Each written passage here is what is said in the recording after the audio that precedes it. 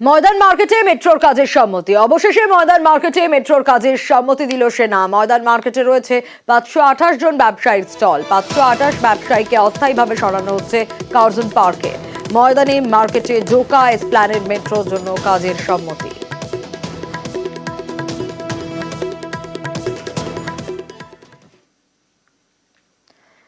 একেবারে ডেডলাইন বেঁধে দিয়েছেন মেয়র। সেই মতো কাজ না হলে ঠিকাদার সংস্থাকে ব্ল্যাকলিস্টেড করারও হুঁশিয়ারি দিয়েছেন ফেরহাদ হাকিম।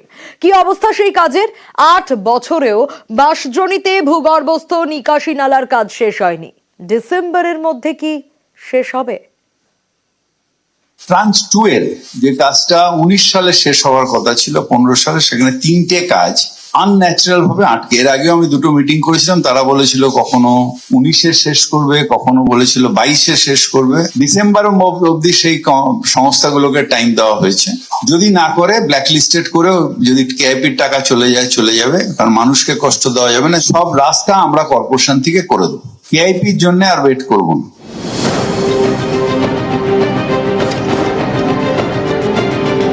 দক্ষিণ কলকাতার বাঁশদ্রোণী কলকাতা পুরসভার অ্যাডেড এরিয়া। 2016 সাল থেকে এখানে ভূগর্ভস্থ নিকাশি ব্যবস্থা তৈরির কাজ চলছে। এই কাজের জন্য রাস্তায় খোঁড়াখুঁড়ি হয়েছে, গর্ত তৈরি করা হয়েছে, কিন্তু কাজ শেষ হয়নি। বছরের পর বছর ধরে ঝুলে।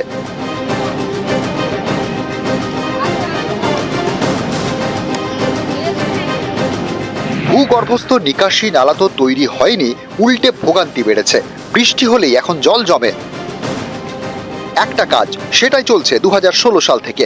দেখতে দেখতে 8 বছর, তবু কাজ শেষ হলো না। ফলে সুফল তো কিছু মেলেইনি, উল্টে দুর্ভোগের এক শেষ। অসুবিধা বলতে প্যাসেঞ্জার আসতে পারছে না, কোনো বাড়িওয়ালা ভালোভাবে যেতে পারছে না, আমরা এরকম বসে আছি।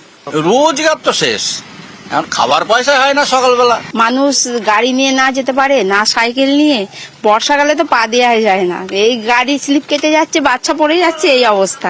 মানে যাতায়াতের যে একটা ব্যবস্থা ঠিকঠাক, সেটা মানুষ পারে না, খুব হ্যারাসমেন্ট হয়। তো অপেক্ষা করা যায়, এত তা বলে না।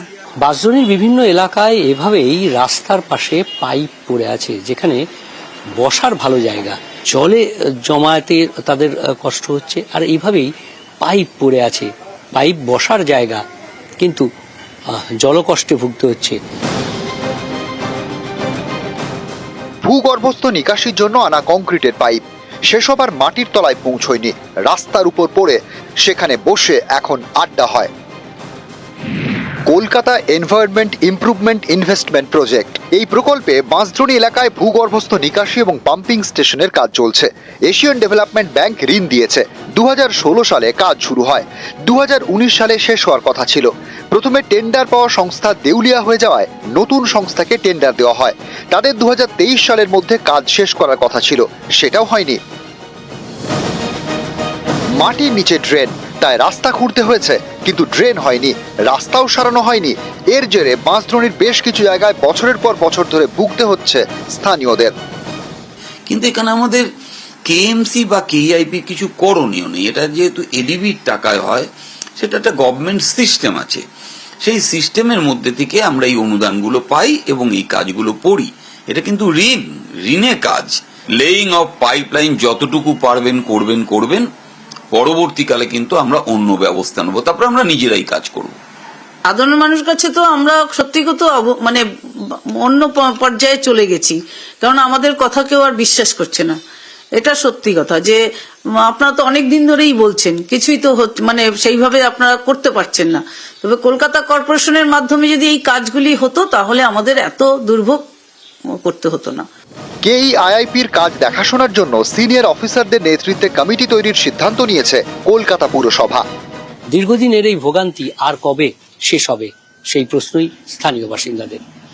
ক্যামেরায় বিপুল ঘোষের সঙ্গে বিশ্বজিৎ সাহা, নিউজ 18 বাংলা। ঝাড়খণ্ড হোক বা রায়গঞ্জ, রেফার করা হচ্ছে এসএসকেএম এ। আর এতে এসএসকেএম এর উপর চাপ বাড়ছে। সেখানে ভর্তি হতে না পেরে ভোগান্তিতে পড়ছেন রোগীরা। কয়েকজন ব্যক্তির কারণে সেন্ট্রাল রেফারেল সিস্টেমের সুফলও মিলছে না।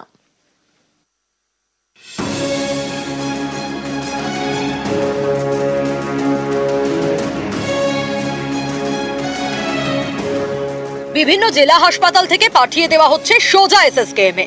কখনো রেফার লিখে দেওয়া হচ্ছে, কখনো আবার রোগীকে মুখেই বলে দেওয়া হচ্ছে এসএসকেএম এ যেতে। ফলে সেখানে রোগীর চাপ বাড়ছে, ভর্তি হতে না পেরে ভোগান্তির শিকার হচ্ছেন রোগী এবং রোগীর আত্মীয়রা। যেমন দক্ষিণ দিনাজপুরের হরিরামপুরের সাহেব রানা, মাথায় যন্ত্রণা হচ্ছে বলে তাকে রায়গঞ্জ হাসপাতালে নিয়ে যায় পরিবার। পরীক্ষায় ধরা পড়ে টিউমার, কিন্তু সেখানে চিকিৎসা এগোয়নি। পরিবারের দাবি, রায়গঞ্জ হাসপাতাল থেকে রেফার করে দেওয়া হয় এসএসকেএম এ। টিউমার হয়ে গেছে, কিছু সাহায্য প্রথমে রায়গঞ্জে নিয়ে গেছিলাম, হ্যাঁ এখানে রেফার করা হয়েছে। যেগুলো কাগজপাতি করতে বললো সব করেছি। শুধু রায়গঞ্জ না, রাজ্যের বিভিন্ন হাসপাতাল থেকে রোগীদের সরাসরি এসএসকেএম এ রেফার করা হয়। সম্প্রতি ঝাড়খণ্ডের শিশুকে রামপুরহাট হাসপাতাল থেকে এসএসকেএম এ রেফার করা হয়। ব্রেন টিউমারের শিশুকে নিয়ে রামপুরহাট থেকে বর্ধমান মেডিকেলে নিয়ে যাওয়া হয়, সেখান থেকেও এসএসকেএম এ পাঠানো হয়।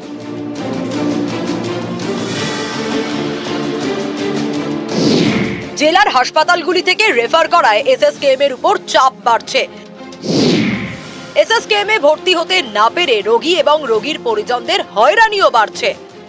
5-6 দিন হয়ে গেল অবশ্য, কিন্তু এদিকে ওদিকে করছি, খুবই এমার্জেন্সি, মাথার খালি খিচাড়ি উঠে। ডাক্তারবাবু মতলব এখানে ওখানে পাঠাচ্ছি, কিন্তু দেখাতে পাচ্ছি না। ভর্তির কথা বলেছে তো ভর্তি এখনো হয়নি। রায়গঞ্জ হাসপাতাল থেকে রেফার করা হলো এসএসকেএম এ।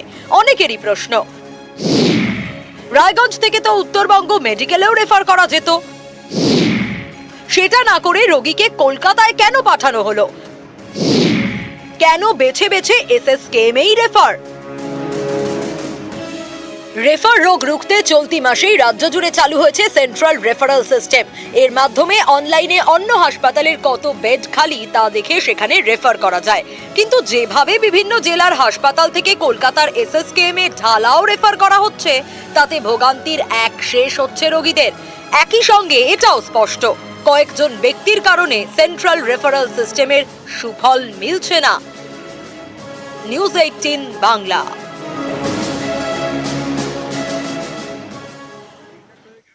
কিছুক্ষণ আগে হাতির হামলা দেখেছিলাম, এবার মাথা ভাঙায় নজর রাখবো। সেখানে আবার বাইসনের হামলা। বাইসনের হামলায় 2 জন আহত হওয়ার ঘটনা।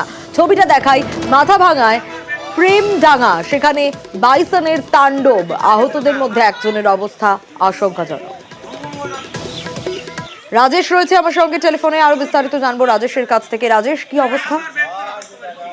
দেখো সোনিয়া, মাথাভাঙা 2 ব্লকের প্রেমেরডাঙ্গা সংলগ্ন এলাকায় কিন্তু আজ সকালে বাইসন হামলার ঘটনা ঘটে এবং 2 জন জখম হন। তার মধ্যে একজনের অবস্থা আশঙ্কাজনক, তাকে নিশিগঞ্জ রুরাল হাসপাতাল থেকে কোচবিহারে রেফার করেছে। অপর আরেকজন আহত ব্যক্তি, তিনি নিশিগঞ্জ রুরাল হাসপাতালে চিকিৎসাধীন রয়েছেন। স্থানীয় সূত্রে যেটা জানা গেছে, যখন সকালবেলা এক ব্যক্তি বাইরে কাজ করছিলেন, আচমকা বাইসন তার উপর হামলা চালায় এবং তিনি গুরুতরভাবে জখম হন। অপরদিকে অপর আরেক ব্যক্তি এলাকায় তিনি রাস্তায় হাঁটতে বেরিয়েছিলেন, তখন তার উপর বাইসন আক্রমণ চালায়। তবে বন দপ্তর সূত্রে জানা গেছে যে ইতিমধ্যে বাইসন থেকে ট্র্যাঙ্গুলেট করার কাজ করছে বন দপ্তর। তবে মাথাভাঙা 2 ব্লকে আরো 2টো বাইসন থাকার আশঙ্কা করছেন বন দপ্তরের আধিকারিকরা। ইতিমধ্যে বন দপ্তরের বিভিন্ন আধিকারিকরা ঘটনাস্থলে রয়েছেন, পুলিশ প্রশাসন রয়েছেন, যাতে আর কোনো হতাহতের ঘটনা না ঘটে তার জন্য চেষ্টা করছে বন দপ্তর ও পুলিশ। বেশ, সকালে রাস্তা ঘুরতে হচ্ছে, হ্যাঁ